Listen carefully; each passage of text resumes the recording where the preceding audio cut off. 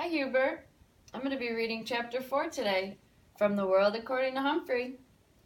Chapter 4, The Most Important Man in the World. Luckily, Friday went by smoothly. Sorry to say, Saya didn't raise her hand, but Heidi Hopper did. Amazingly, AJ actually whispered. Richie cleaned my cage.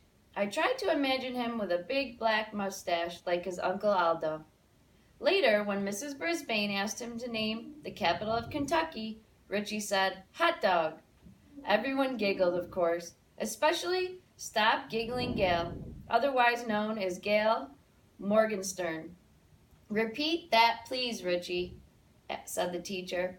Richie realized he'd made a mistake, so he tried again. "Frankfurter," he said.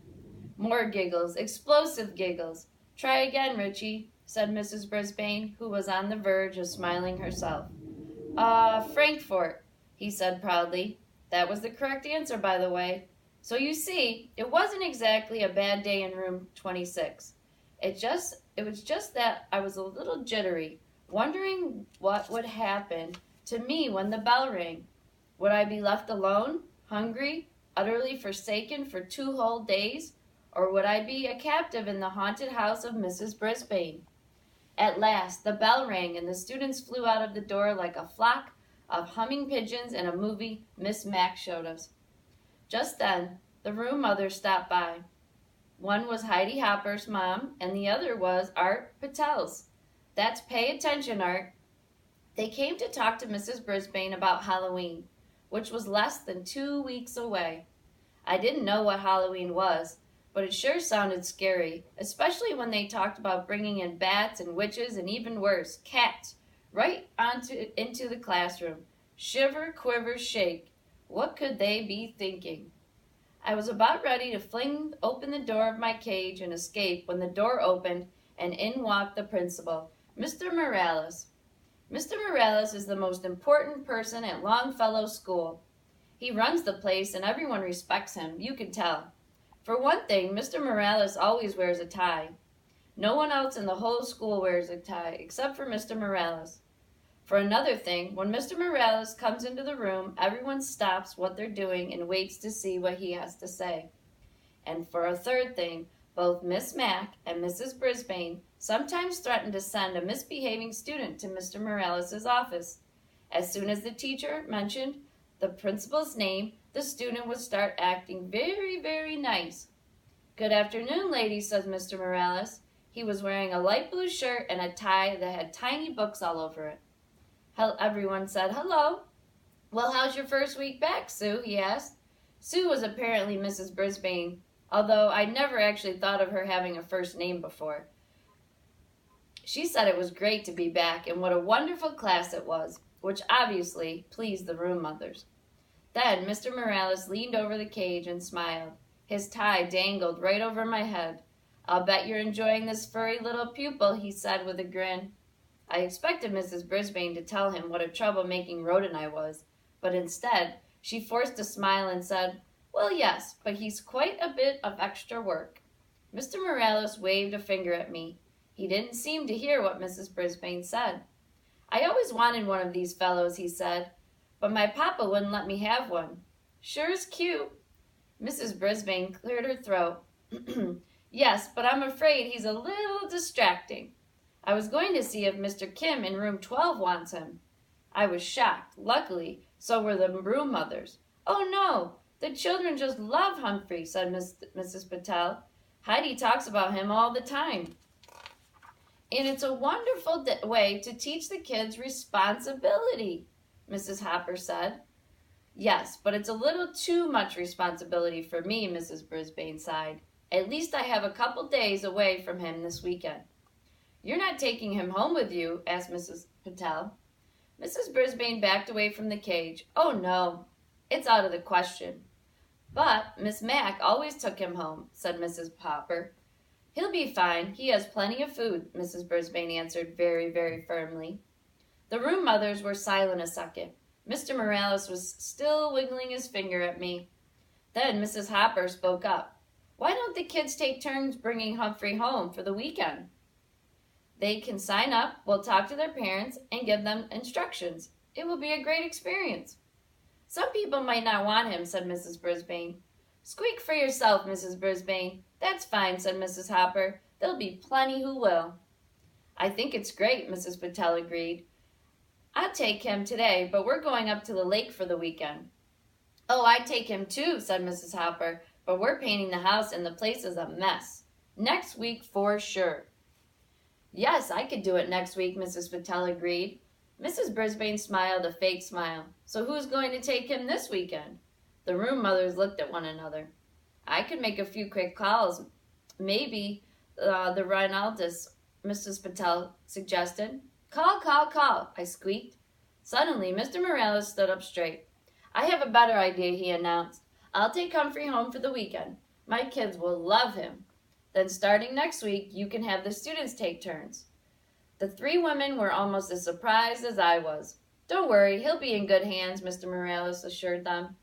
Well, I guess I would be. After all, I was going home with the most important person at Longfellow School. As he drove me to his house, Mr. Morales told me how he'd always wanted a hamster when he was a kid. But his dad always said he didn't need another mouth to feed. I argued with him, Humphrey. I said, "Papa, I will feed him off my own plate." Then Papa said we'd have to buy the cage and stuff to put in it. I guess he was right, Humphrey. We couldn't afford it. He smiled his big smile, but not anymore. Now I'm the principal of my own school. I told you he was important. His house was nice, but I didn't get to see much of it because as soon as he came in the door, two little whirlwinds tumbled into the room, shrieking and squealing. "Quiet down now, you'll frighten the little fellow," Mr. Morales told them. He got that right.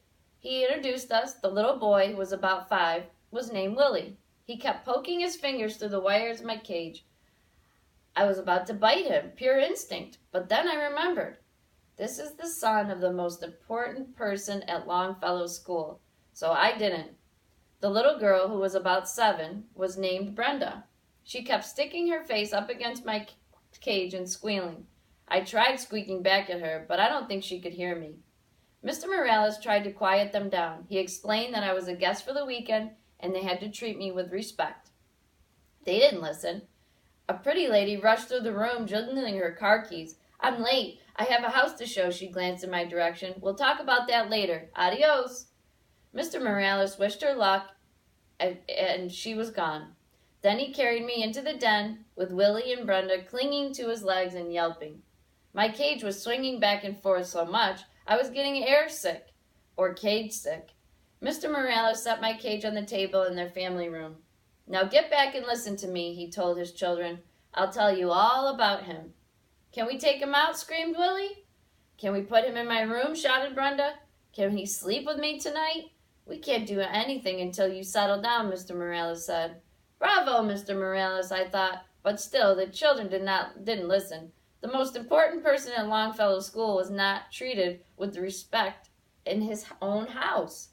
Willie lurched forward and swung open the cage door. "Oh, there's Pooh in there," he screamed. Where?" shrieked Brenda. Willie pointed to my potty corner, which I thought was unsqueakably rude of him. I want to hold him," said Brenda, grabbing me. She squeezed me so hard I let out a squeal. "Stop," said Mr. Morales. "Put him back right now." She opened her hand and dropped me onto the floor of my cage. Luckily, I landed in a pile of soft bedding. Luckily, I didn't land in my poo. I was a little dizzy, but I heard Mr. Morales send Willie and Brenda to their rooms. "I will not allow you to mistreat an animal. Upstairs. Doors shut. No playing until I say you can," he said. Suddenly, Mr. Morales didn't look so important. He slumped down in the chair next to my cage and loosened his tie. "Now you know my secret, Humphrey. At school, everybody listens to me. At home, nobody listens to me," he said. Mr. Morales looked tired. Above our heads came the sounds of thumping and bumping. It sounded as if the ceiling was about to fall in. "They're bouncing on their beds, Humphrey. Not supposed to do that either," he said. He slowly rose and went to the stairwell in the hall. "Willie! Brenda! Stop that now!" he yelled. Surprisingly, the thumping and bumping stopped. They listened. I squeaked when the principal sat down again, but the thumping and the bumping began again in a minute. "I wish I knew what to do," he said. Some way to teach them a lesson. I nodded. A lesson is just what those children needed, and I was just the hamster to teach them. Tip 4. Never, ever squeeze, pinch, or crush a hamster. If it runs away, squeals, or mutters, leave the hamster alone. From the Guide to Care and Feeding of Hamsters by Dr. Harvey H. Hammer. The end.